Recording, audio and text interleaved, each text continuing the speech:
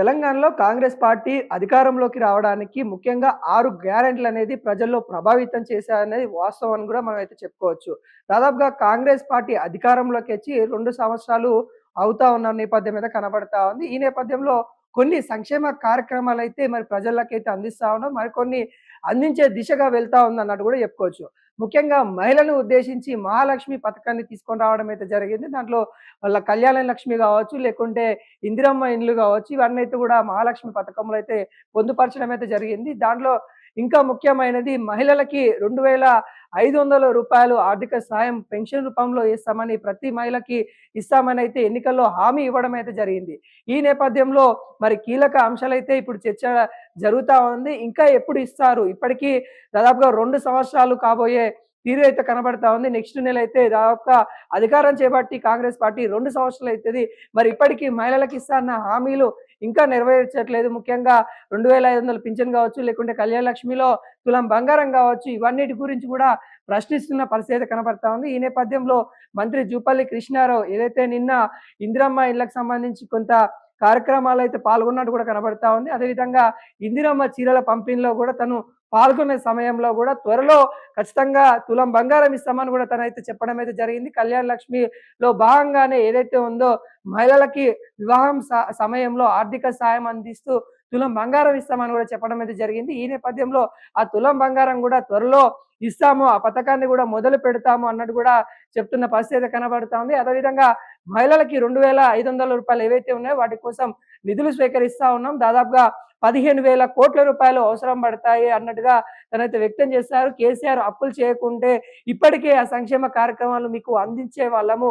కానీ కేసీఆర్ అప్పు చేయడం వల్లనే తెలంగాణ ఆర్థిక సంక్షోభాన్ని ఎదుర్కొంటా ఉంది. ఈ నేపథ్యంలో కొంత పథకాలు అందించడంలో కొంత ఆలస్యం అయితా ఉంది. కానీ కాంగ్రెస్ పార్టీ ఇచ్చిన 6 గ్యారెంటీలు ఏవైతే ఉంటాయో వాటిని ఖచ్చితంగా నెరవేర్చే దిశగా తీసుకెళ్తామన్నట్టుగా నిన్న మంత్రి జూపల్లి కృష్ణారావు చెప్పిన పరిస్థితి కనబడతా ఉంది. కొత్త పెద్దపల్లి ప్రాంతంలో నిన్న ఇందిరమ్మ చీరలు పంపిణీ చేసే కార్యక్రమంలో తను పాల్గొన్నారు. అక్కడున్న మహిళలు కూడా సరే అడగడం అయితే జరిగింది. తులం బంగారం గురించి, లేకుంటే 2,500లకు సంబంధించిన ఎప్పుడు ఇస్తారు సార్ ఇవి సంక్షేమ కార్యక్రమాలు, మీరు హామీ ఇచ్చారు, ఎప్పుడు నెరవేరుస్తారని కూడా అక్కడున్న మహిళలు అడిగిన నేపథ్యంలో తను చెప్పడం అయితే జరిగింది. గత ప్రభుత్వము అనేక విధాలుగా మరి వాళ్ళ ఇంటికి ధనాన్ని వెళ్లారు. అనేక విధాలుగా అప్పులు చేశారు.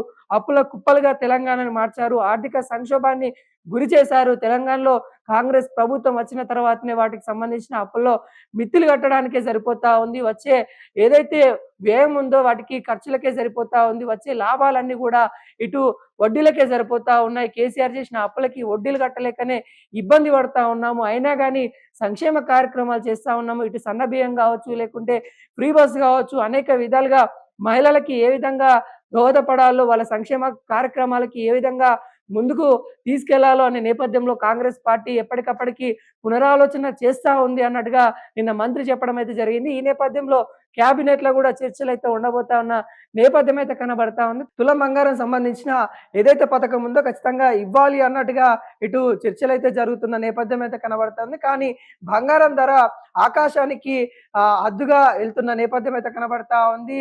అంటే చాలా ధరలు పెరుగుతా ఉన్న నేపథ్యం అయితే కనబడుతుంది. కాకుంటే వాళ్ళు ఏదో ఒక కోణంలో, అంటే తులం బంగారం కాకపోయినా కానీ వాళ్ళకి బంగారం ఇస్తా అన్న నేపథ్యంలో కొంత బంగారం ఇచ్చే నేపథ్యం అయితే కనబడతా ఉంది. ఏదైతే వాళ్ళకి మహిళలకి కళ్యాణ సమయంలో ఆర్థిక సాయం ఏదైతే ఉందో వాటితో పాటు వాళ్ళ ఇస్తా అన్న హామీలో ఈ తులం బంగారాన్ని కూడా వాళ్ళు జతపరిచే ఆలోచనలు అయితే ఉన్నట్టు కూడా కనబడతా ఉంది. దీనికోసము ఇప్పటికే అధికారులకు సంబంధించి కూడా ఒక నివేదిక ఇవ్వడం అయితే జరిగింది. ఎలా చేస్తే బాగుంటుంది, వీటికి సంబంధించిన పథకంలో అంటే వీటికి ఎంత నిధులు కావాలి, ఆ నిధులు ఏ విధంగా సేకరిస్తే బాగుంటుంది అనే కోణంలో ఇటు సీఎం రేవంత్ రెడ్డి మంత్రివర్గం కూడా ఆలోచిస్తున్న పరిస్థితి అయితే కనబడతా ఉంది. ఏది ఏమైనా కానీ తులం బంగారం ఇస్తారా ఇయ్యారా అనేది కూడా కొంత ప్రజల్లో గందరగోళ వాతావరణం అయితే కనబడతా ఉన్న నేపథ్యం అయితే కనబడతా ఉంది. ఇప్పటికే కొన్ని పథకాలు అయితే ఇస్తా ఉన్న నేపథ్యం అయితే కనబడతా ఉంది.